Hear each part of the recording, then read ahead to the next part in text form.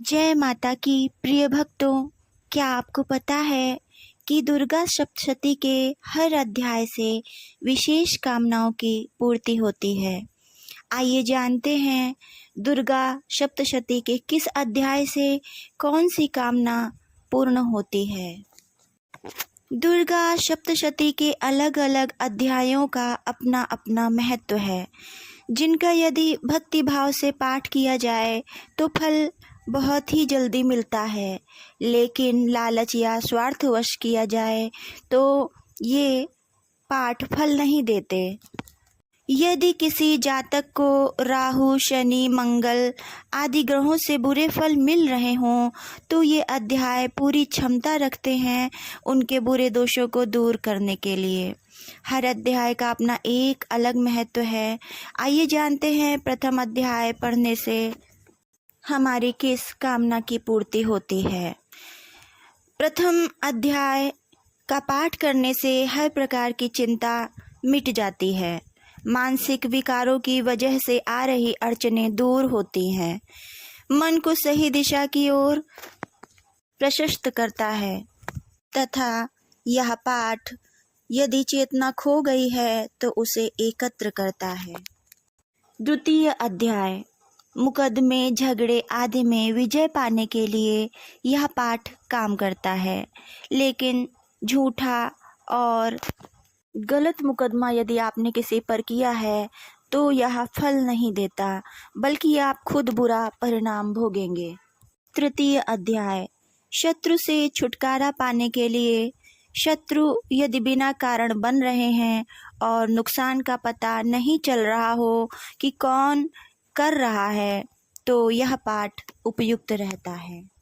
चतुर्थ अध्याय भक्ति, शक्ति तथा दर्शन के लिए जो साधना से जुड़े होते हैं तथा समाज हित में साधना को चेतना देना चाहते हैं, वह इस अध्याय का पाठ कर सकते हैं। पंचम अध्याय भक्ति, शक्ति तथा दर्शन के लिए हर तरह से परेशान हो चुके लोग जो यह सोचते हैं कि हर मंदिर दरगाह जाकर भी कुछ नहीं मिला, वे यह पाठ नियमित करें तो लाभ अवश्य मिलता है।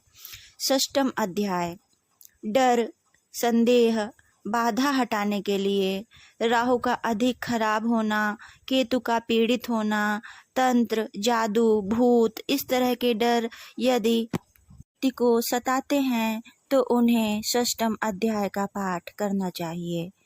सप्तम अध्याय प्रत्येक कामना को पूर्ण करने के लिए सच्चे दिल से जो आप इच्छा करते हैं, जिसमें किसी का अहित न हो, तो सप्तम अध्याय का पाठ करना लाभप्रद रहता है।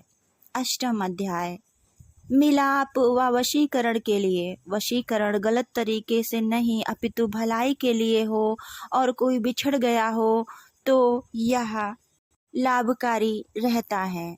आप अष्टम अध्याय का पाठ कर सकते हैं मिलाप व वशीकरण के लिए। नवम अध्याय गुमशुदा की तलाश हर प्रकार की कामना के लिए एवं पुत्र प्राप्ति के लिए। बहुत से लोग जो घर छोड़ जाते हैं या खो जाते हैं, यह पाठ उनके लौटने का साधन बनता है। दशम अध्याय गुमशुदा की तलाश हर प्रकार की कामना एवं पुत्र आदि के लिए। अच्छे पुत्र की कामना रखने वाले या फिर बच्चे गलत रास्ते पर चल रहे हों तो यह पाठ पूर्ण फलदायी है। एकादश अध्याय व्यापार व सुख संपत्ति की प्राप्ति के लिए कारोबार में हानि हो रही है, पैसा नहीं रुकता या बेकार के कामों में नष्ट हो जाता है तो एकादश अध्याय का पाठ करें। द्वादश अध्याय मान, सम्मान तथा लाभ प्राप्ति के लिए। इज्जत जिंदगी का एक महत्वपूर्ण भाग है। यदि इस पर कोई आरोप प्रत्यारोप करता हो तो से मुक्ति पाने के लिए द्वादश अध्याय का पाठ करें। त्रयोदश अध्याय भक्ति प्राप्ति के लिए।